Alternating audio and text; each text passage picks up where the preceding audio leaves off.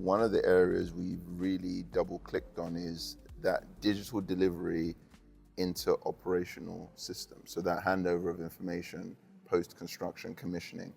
And what we found is for a typical, call it $1 billion, £1 data center, the cost of handovers going wrong just in that phase is about 20 million.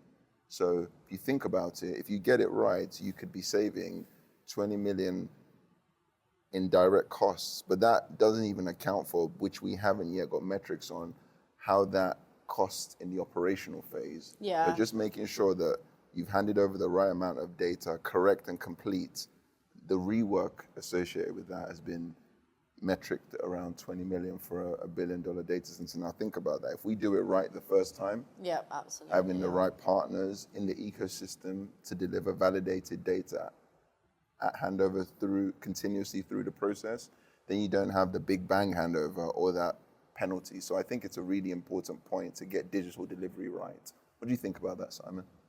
So it's something that's really important to us as a business. What we've been doing is talking to clients, making sure that first of all, that they are specifying the right amount of data in the right way. So typically using ISO 19650 contractual documentation. So rather than specifying, every single, finite detail. For instance, we had an NHS client that was specifying the color of grouting in tiles, and specifying that sort of level of detail on a project is going to massively increase the cost of that project.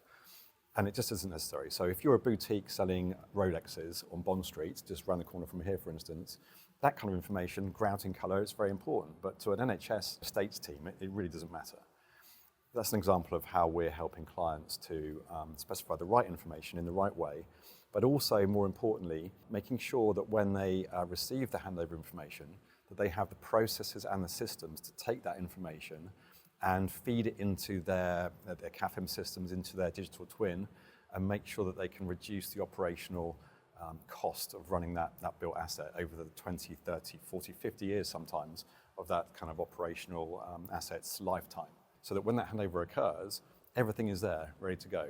Because if you come to the end of the project and you find there's gaps or the data's in the wrong format, it's too late to go back and retrace your steps, and the cost of that is massive. Rework is a killer. The cost of rework on these type of projects is a killer. We talked about productivity of these hyperscalers. They want those delivered on time. I think that's fantastic you guys offer that kind of service, because the ecosystem really needs to understand that a twin with garbage data is a garbage twin, right?